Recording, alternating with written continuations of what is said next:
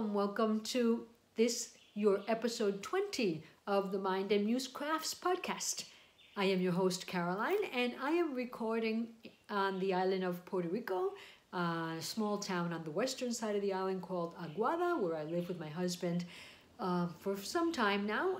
And I am recording on a Monday, February 25th of 2019. Can you believe that 2 months of the new year have already gone by?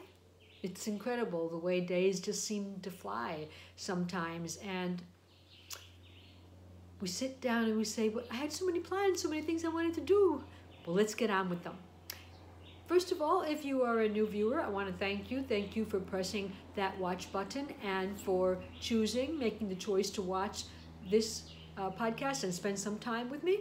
I truly hope that you enjoy the sharing that we're going to do here for the next half hour or so. And for those of you that are returning, that have been with me before and that are coming back to see what I've been up to over the past couple of weeks, well, thank you for coming back. And especially I want to give thanks this morning to one of the viewers who was kind enough to share with me a pamphlet that she had composed on exercises for upper body strength. And remember the last episode I don't want to say complaining, but I was sharing with you the slight injury that I was beginning to feel. And sincerely, her exercises have helped me get better. I'm not 100% recuperated. I know these things take time, but I am feeling better. And I hope to continue to do so. So, let's get on with the crafty side of this podcast in this morning. Let's see. First of all, what am I wearing? I wanted to share with you one of the statement necklaces that I created a while back. I have tons of them because I believe that is my signature. When I was making jewelry, I really loved to make these big pieces, and this is a necklace made of amethyst stones. They're supposed to be all different sizes. It's supposed to be a graduated, different sizes from small to large chips, but they're really large, like an extra large chips. And I don't wear it all as often as I would like. I love amethyst, and I figure, well, it is February, and what better way to end our February than to talking about a little bit about the stones that, depending what gemstone calendar you're using, represents the month of February. So I have been working a little bit on my jewelry again. We had a super moon this past month, and that really motivated me to take a look again at my jewelry, to take them outside, to have them bathe all night in the moonlight, and to take a look at all my stash, my bead stash, and see if I could give it a little bit of love. And when I did so, I created several things. I created this ring that I have on, for example.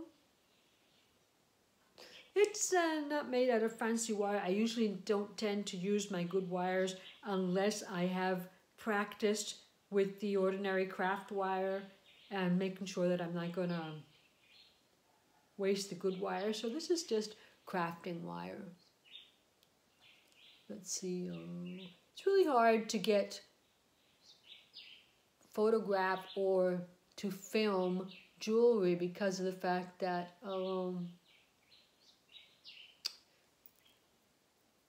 it's reflecting all the light. So I worked on all my amethyst.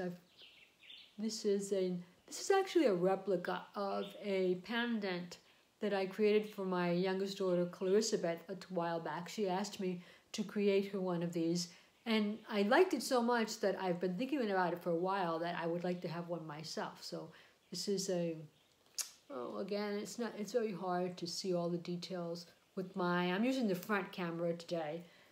And so one of my all-time favorite stones is always rose quartz. And so here's a pendant from a very large stone that I had.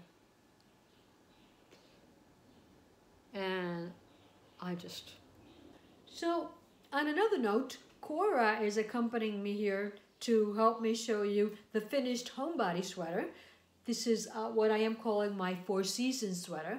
And you'll remember that I wasn't all that happy with it because of the way the colors were randomly coming out. Did not satisfy my need to harmonize my colors and my need to work in a palette that I am comfortable with. And so I finished it, but I was like, oh, I don't know if I'm going to be so happy with this. But one of the things that was bothering me the most was the fact that I didn't have enough cotton to finish the sleeves. So I had ended the sleeves in 3/4 length sleeves where the wool yarn took me, because my cotton was done and I doubled up on my wools, and so I was only able to get a 3/4 length sleeve. But I think that bothered me more than all the different selections of colors and the randomly selected colors. So I did have purchased another Lion Brand comfy cotton, and I undid the sleeves and I rehooked them, this time using a combination of the cotton with the different colors of the wool. Now you'll see that I wasn't able to line up my colors. They lined up better when I was just using the wool alone. I guess maybe kind of obvious because the intervals were, the segments, the color segments were smaller. And but I'm okay with that. I'm not going to fight with it. I'm going to leave it with that. You'll see that now I was able to get a long sleeve on both of my sleeves.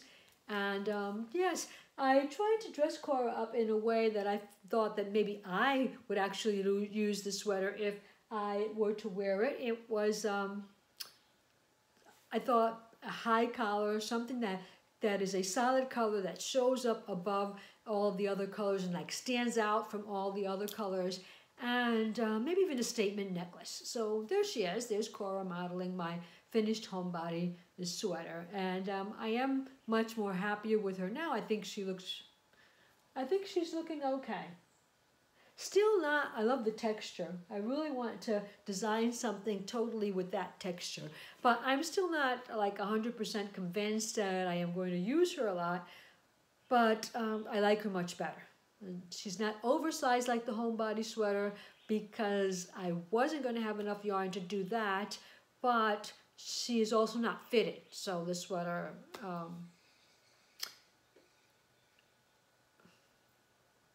it's okay. Maybe I would have liked it a little bit longer, I was thinking, but the oversized sweater was pretty long.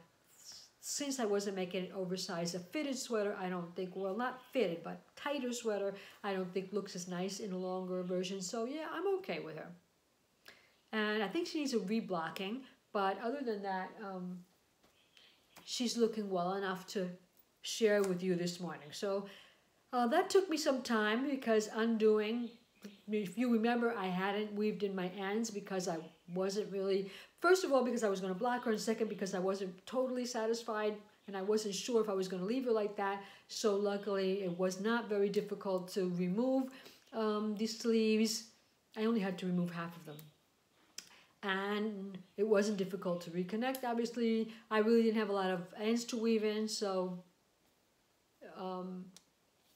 I probably could have done it in a couple of sits, but the only reason I didn't was, as we mentioned, because I'm trying to balance out the time that I spend crocheting with the time that I do other things in my life, and that way not fall into the common injuries of our community. So there she is, and I think she's looking pretty good. That is the 12-day advent calendar yarn that I purchased in an advent calendar set from Crafternoon Treats, and the comfy Lion Brand cotton that I really do like a lot. This is what was left. So these come in 200-gram balls, and I think I have about 100 grams left. And maybe some washcloths, because I really like it. It's really, like the name says, comfy, nice and soft. And so, yes, I wasn't able to use up all of my stash because I had to add this new edition in order to finish it, but I'm pretty sure this is something that can be used.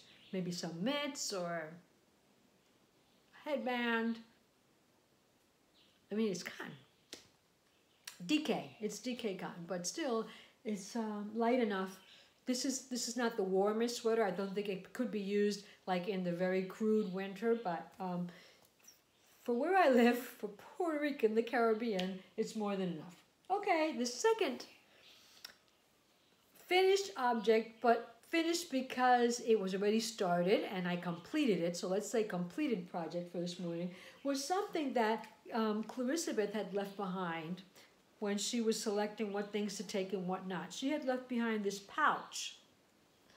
I don't know if you remember it from when we were doing, when she was podcasting. I don't even know. I think she mentioned it, but I'm not sure. I can't tell you what episode that was on. But I really liked this pouch enough. I loved the color combination, and she had left it without a zipper. She had left it without a zipper. I know. So the inside has this fabric. There's that's like a stool, and it's got a lot of things that supposedly relate. It's got a lot of icons relating to Paris and all that. And I just loved the little pouch, but it didn't have a zipper, because one of the things that I haven't been very good at is attaching zippers to crochet. And so I've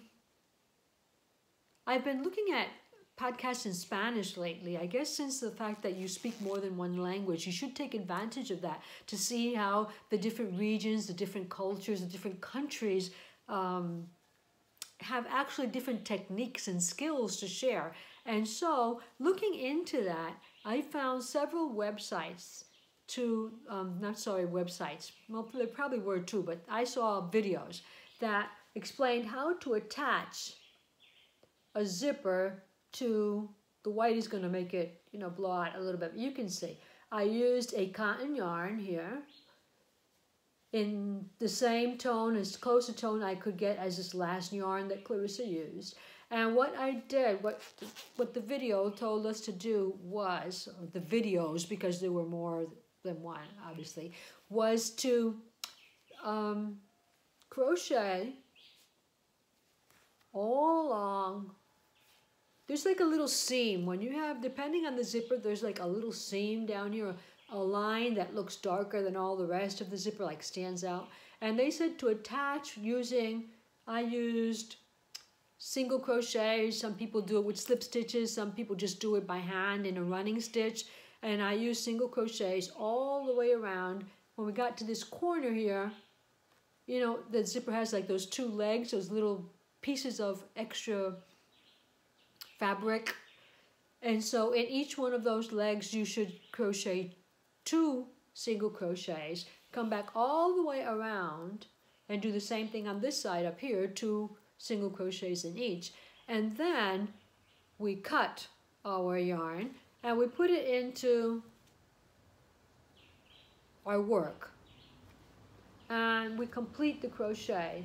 Crocheting then the stitches, the stitches from the zipper to the top stitches of, the white again is, crocheting the stitches on the zipper to the top stitches of my crochet. And you can see that it's not exactly straight. You can see how it goes up and down here. But that was beginner's problems, because of the fact that when I crocheted into the zipper, some of the stitches were a little bit taller than the others, and that created this. But I'm pretty sure if I practice it enough, I could get it better, because I really liked the technique. I liked it. It was a lot easier than sewing it with my machine. And then once that was done, then I could just stitch by hand the lining. I could attach it to the crochet stitches that are on the back here. And so you can't see my sewing, and my zipper doesn't catch, which was what was happening to me. My zipper was catching onto my lining, but my zipper doesn't catch anymore. So yes, I'm very happy with that. And I think that this was variegated, if you'll notice, but Clarissa, not intentionally, I'm sure, but she was able to get it to pool. And so the colors sort of line up, and that's what I think made it look so nice. And then so she attached this lacy binding around it, the middle, something that I had in my stash of sewing notions, and I just love it. I loved it for so long, and it was put away, and I'm just so happy that I was able to attach that zipper in a way that it's usable, and now it's going to be my favorite notions pouch. So thank you, Clarissa, for the pouch. Okay, so next on the agenda is what am I working on? And I've got 2 new projects that you haven't seen before. Let me first share with you my sea lace top. This is a free pattern on Ravelry, as I have told you before, by Rebecca Averill. I made the feather and fan top, which is also written by the same designer. That feather and fan top is in DK. This one was for fingering weight. I am using a sport weight. Here she is up to now. And the keen eye amongst you will realize, well, that looks almost finished, because it is. It is almost complete. It's the length is appropriate. It's got the right length at this point. And I've got enough left. My intentions would be, number 1, I need to pull in the neckband, because I don't like it to fall off my shoulders. Now, it's a thing. Somebody might actually like that type of garment and won't have to do a neckband, bring the neckband in at all, but I am going to bring it in a little bit with some single crochets, and so I have enough yarn to do that. And I also want to add on to the sleeves. Right now, these are like little sleeve caps, and I want to make them actually sleeves. Now, I'm not going to make them that long, first of all, because this is my experience is that there's a lot here. Because of the fact that it has been getting smaller as I crochet. It hasn't been as fast as I would have thought. And so I think I have enough here where I can at least make 2 pattern repeats of following the same pattern maybe, but following the same pattern that is under the sleeve.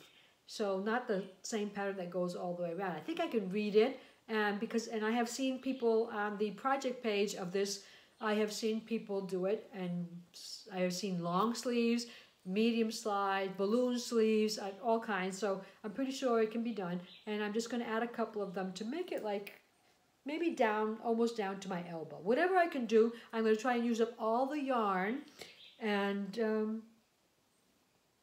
yes, definitely by next time I probably will have already wore this, because I am going to block it. You can see a little bit of scrunching there. That is the nature of the shells.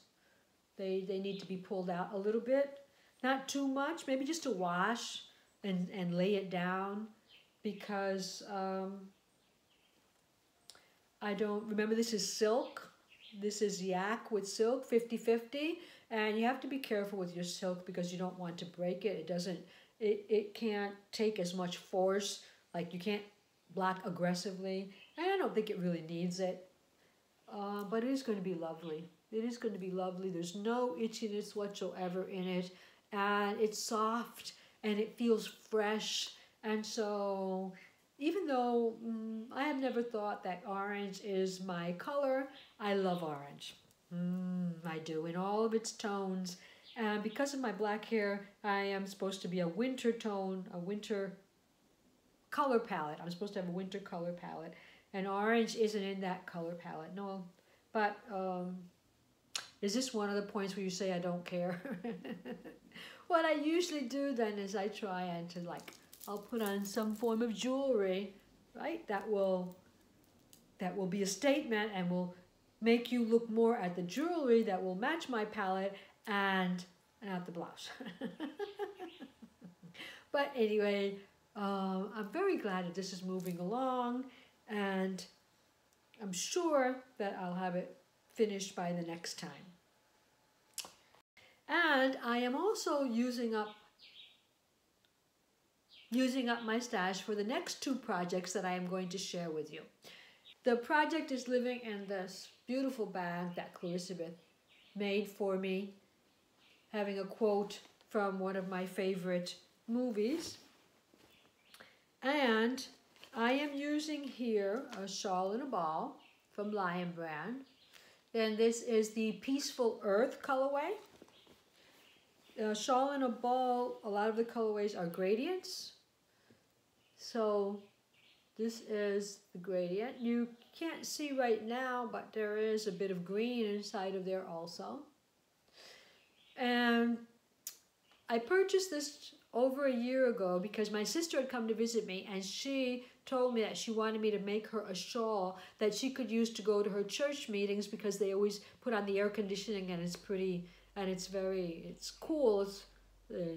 She doesn't like the cold, so it's too cool for her. But then I never made it for her because she's one of I have several, well, all of my sisters are older than I am because I am the youngest one in my family. And so I have 6 older sisters, and they are all still alive. And I don't know. We're all getting pretty old, and we all show signs of aging memory. And I just figured that, oh, she's going to forget about it. So I never got around to it. Well, she came back last week, a couple of weeks ago. She was back, and she didn't mention anything. She was here like for 10 days. She didn't mention anything, so I said, yeah, well, she forgot about it. But the last day, close to the end of her visit, she said, oh, do you remember you were supposed to make a shawl for me? Did you ever get around to making it? And I'm like, why did you say this 10 days ago? I would have made it by now. So I gifted her my blur shawl, if you'll remember. And I always had problems with that shawl because I found it too big for me. I made the large version, and I should have not made the large version. So I want to make it again, but I want to make the smaller version. And she was so happy. She was so happy and so excited when I gave it to her that I think she's probably the only member of my family that is actually crochet worthy. And so she was happy with that. And I am working on the Jessica shawl for her. This is a cotton acrylic. If you don't know, the shawl in a ball, let's see what the makeup is. I'm not sure if it's 50-50, but I know it's cotton acrylic. No, it's 58% cotton, 39% acrylic, and 3% other fiber. So, but it's got a large amount of cotton and acrylic. And so I figured the blur that I made was all in 75-25 merino nylon wool. So that is a lot warmer, and it's also very big, like for the winter months. And I figured like for the summer, autumn months that she could have this one. So this is a, Clarissa made this. She was a tester for this shawl a while back. She also gifted me that shawl. And this is the Jessica shawl by Bob Wilson 123. It is a crescent granny shawl, and I just think that the gradient is working up kind of nice for it. It's an easy pattern. It's a free pattern also on her blog, and I'm really liking the way it's working out. It's easy. It's got a three-row pattern, and so it's not difficult to memorize. And since it's the granny stitch, you can basically do it when you're looking at anything, watching TV, talking to somebody on the phone, watching podcasts. It's really something easy, and I think it'll be nice. I think it'll be, even though it's wholly there, it'll be, I don't really know how big I'm going to be able to make it with this, but I'm thinking about it. It should extend at least another somewhat. And so it'll be a nice size shawl for her to use in the summer and in the fall for her church meetings. So now that she's gone, I don't really have to hurry through it. And so, yes, maybe I can take my time with it. The next thing that I'm working on is also something that you haven't seen. This is going to be a rug for my bathroom.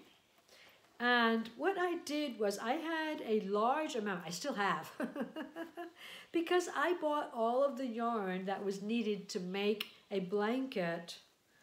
Is it Spice of Life blanket by Sandra of Cherry Heart?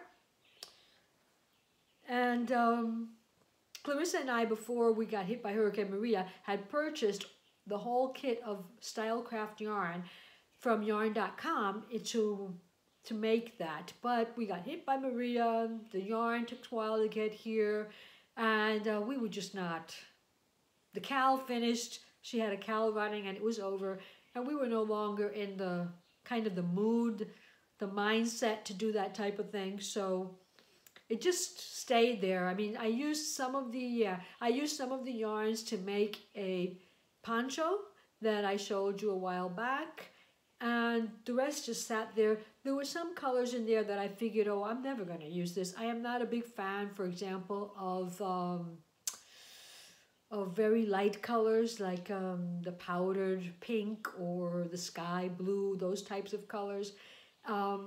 So what I decided to do was to take I think I took 7 of them and joined them together, as a lot of people have been doing, following Lolly and Albert's rainbow blanket. She has instructions on how to wind your yarn, and she gives you tips on how to make this big ball. I don't have, that is a purchase pattern. I don't have that. So I just wound it all my yarn together. Just want to have it here, so maybe next to my head, so you can see the difference between yarn and a yarn ball and a yarn ball. And so, and it's not, all of it is not here because I have already begun the project, but what I wanted to comment on the fact was, although this contains several yarns that I really never thought I would use, it's got all those pastels, light pinks, light purple, light pink, light blue, and light yellow. I combined it with some other colors that were in it that not actually to my disliking, but I combined them all together and it created this palette, this new color, let's say, that even though when they're alone it doesn't look like much, but look what it looks like when you actually crochet them up. So this is a granny square that I am going to make into a rug, but I'm actually showing you the back side of it because I wanted you to be able to appreciate the colors more and the fact that it is a granny square.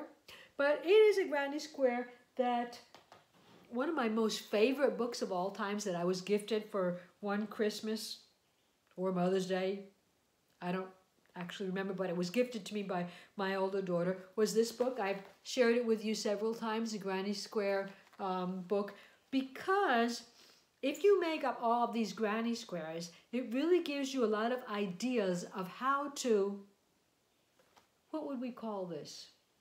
How to grannyate. Me inventing words here. How to grannyate, how to make into a granny square any object. And there are a lot of ideas that you can learn from making and remaking the same, not necessarily the same object, but variations of the same object over and over again. So the stitch, I marked the stitch that I am using. The stitch, no, the square that I am using. I'm using this one. It's called the Popcorn and Shells. And so it is a square where your popcorn stitches are going to line up diagonally. And so this is what I've done so far. Let's see. I think I have like 5 rows here. I don't know what to do to show it to you. It's a kind of awkward thing to show because of all the baubles. Now, one of the things I did notice, I did realize, and you'll notice, was that on the instructions for making the popcorn stitches here. Maybe if I hold it this way. Kind of like put my gray blouse in the background. The instructions for each of the special stitches are written separately. And the instructions for this popcorn stitch begins by telling you to make a certain amount of half double crochets in the same stitch. Then to remove your hook, I believe this is a common practice for popcorn stitches, so I don't think I'm giving anything away from the pattern, but she makes a certain amount of half double crochets in the same stitch, removes the hook from the last stitch, inserts it back into the first stitch of those 5. But then the instructions say to remove your hook from the last half double crochet and insert it into the first double crochet of your 5 stitches. And then pull the loop through that first double crochet. And so I didn't know. Was I supposed to make half double crochets or was I supposed to make double crochets because there was no double crochet?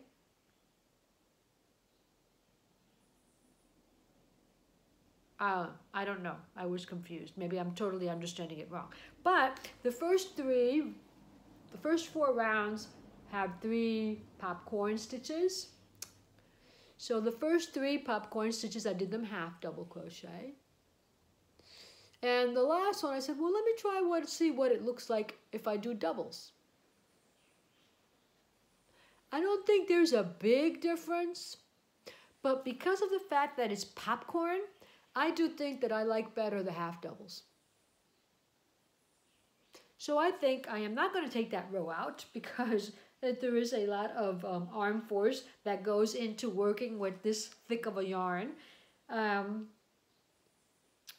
But I'll just leave it there as I'll just leave it there as an example of a learning moment so that I'll remember it. And then I am going to go back to the half double crochets because of the fact that it's popcorn, I think I like the smaller ones better.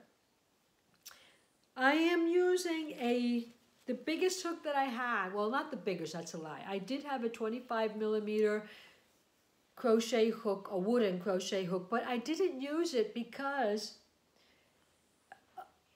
it was very uncomfortable to use. It was awkward.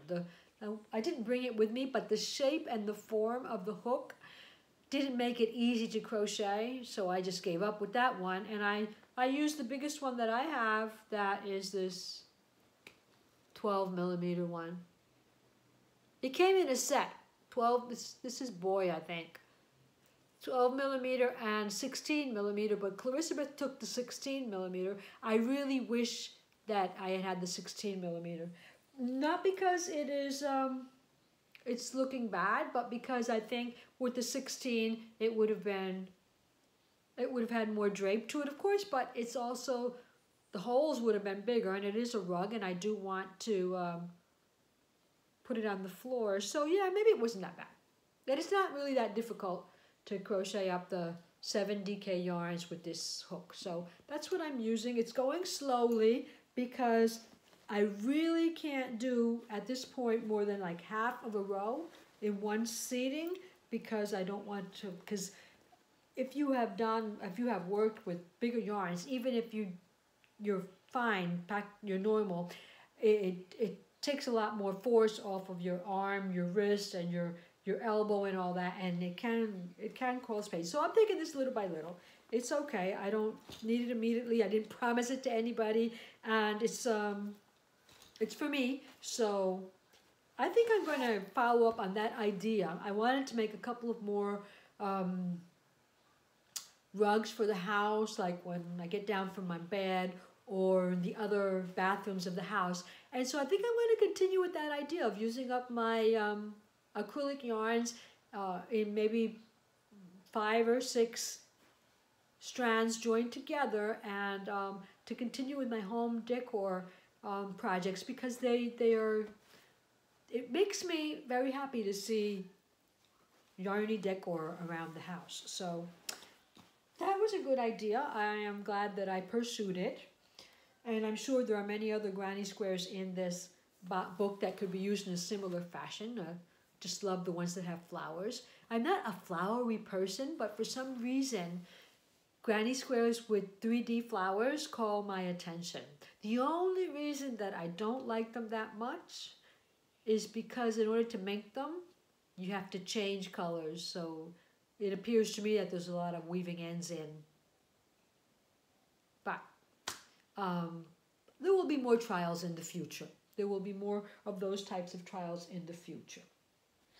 So the next project on my list that I want to share with you is very much connected to a conversation that I want to have with you in a little bit. I found, I think it came up on my Instagram feed, or maybe not. It might have been sent to me through an email because lately I have signed up for several blogs. There are several blogs out there that like every Friday or Saturday send you a free pattern. And I mean, who doesn't like a free pattern? And there's so much beautiful crochet going on that I always like to see what people are up to and what people are doing. So I have a blog, Clarisabeth has a blog, and so I wanted to cooperate with these other blogists, and I sign up for them. It's free, it doesn't cost you anything, and they maybe message you once a week. And I mean, it's like having a friend who writes you a letter. So yes, I do that. I sign up to blogs, and I still do read blog posts, even though there are so many video podcasts going on. And in one of those messages, I received an invitation to join a Cal on Facebook for writing up a word using a totally crochet alphabet. And so I'm going to check to see if I have the name.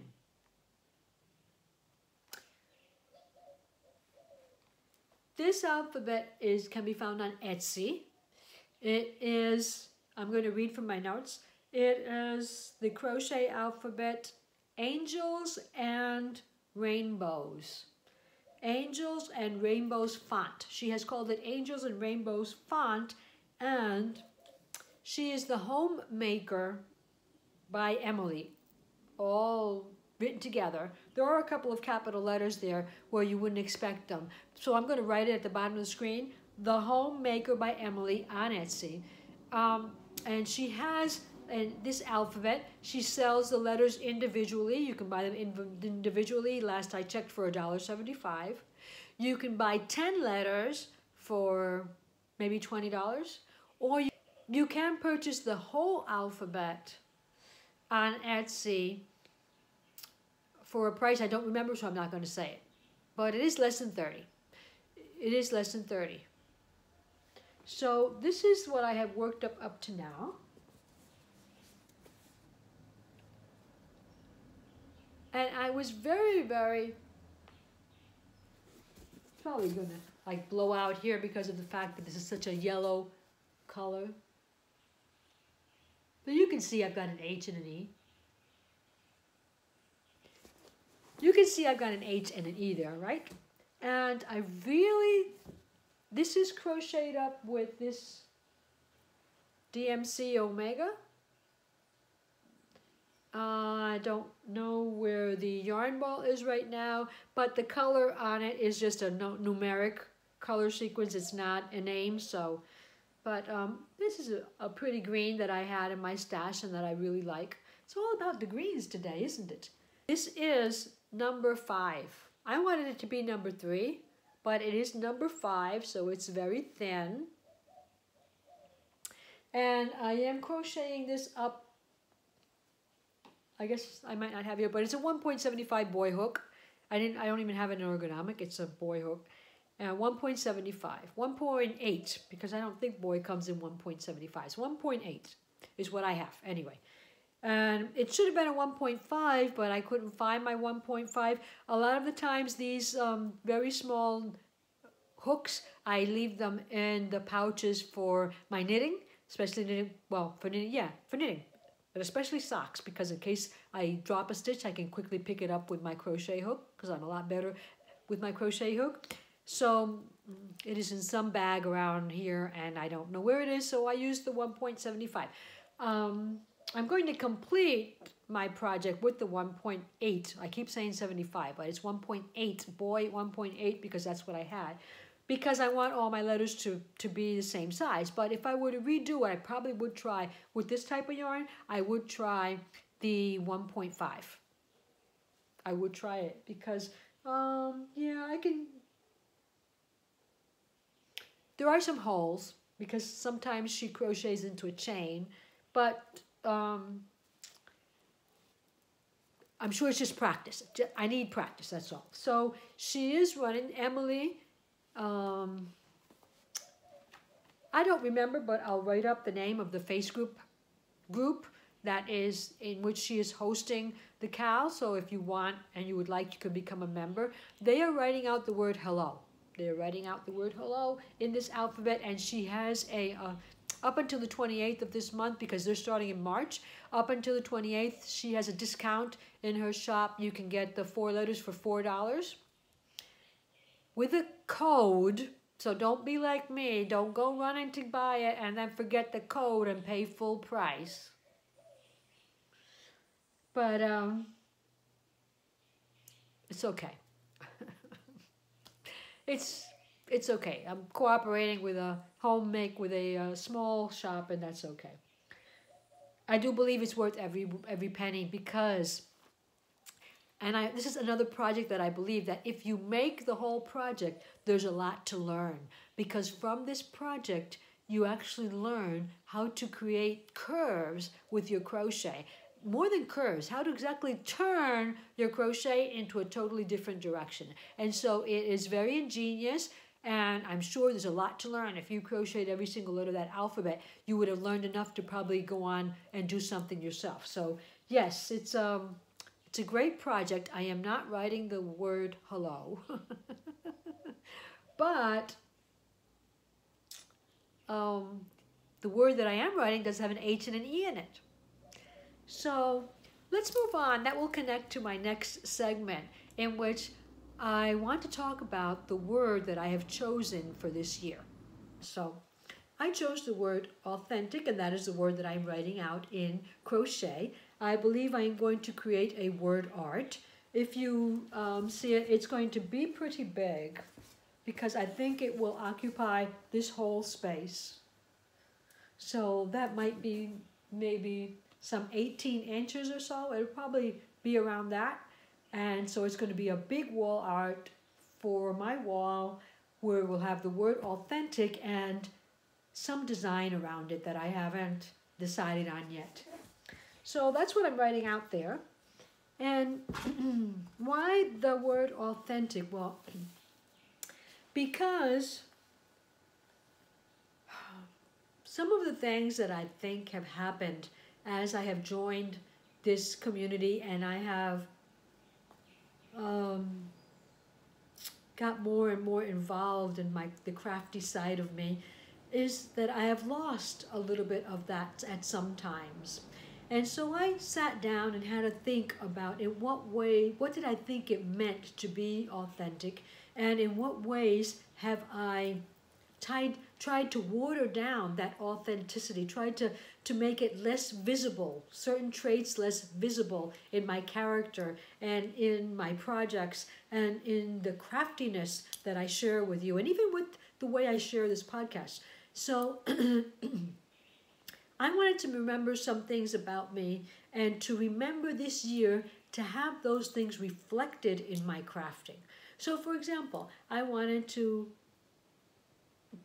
being real, part of me has to accept the fact that as a professional, like I have a job outside of crafting, I have dedicated my entire life to being a professor. Well, either a teacher or a professor at some level. At this point, I have been a professor of mathematics at a local university for some 9 years now. And being a professor then is part of who I am. It's part of the real me. And so that is probably why a lot of times I'll come across as this this stern and serious figure that seems like that lady never has any fun, when actually I really do have fun, and there are really things that I do enjoy in life, and things that do get me excited, and things that do make me happy. But it's just so much a part of me, this professorate, that yes, I come across as always seeming like I'm teaching something or trying to make a point or trying to have you memorize some fact. And although I'm sorry if I do that, but on the other hand, I really can't apologize for who I am. That is who I am, and that will come out in my crafting, and it will come out in my conversations with you. So, yes, that's part of who I am. I am a math professor. A lot of my daytime is spent in that way.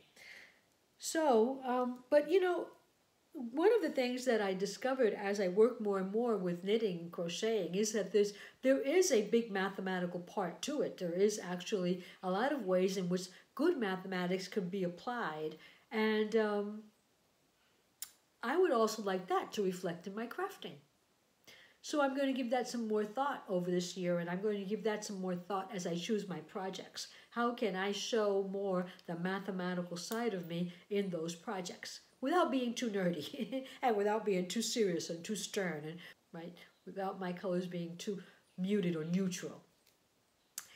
I also want to surround myself with crochet, and I can't do that with hand-dyed yarns. The cost of making garments and home decor in hand-dyed yarns, be it that they are this 75-25 wool blends, or they are 100% wool or 100% silk or 100% yak or 100% whatever, they're too expensive to surround your house with that, at least on my budget. For me, this is me being authentic.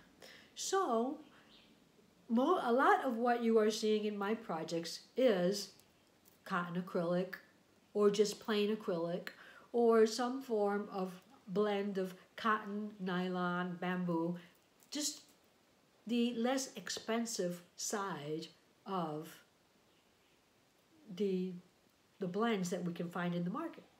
And I am going to continue to be that way, because that would be me being authentic.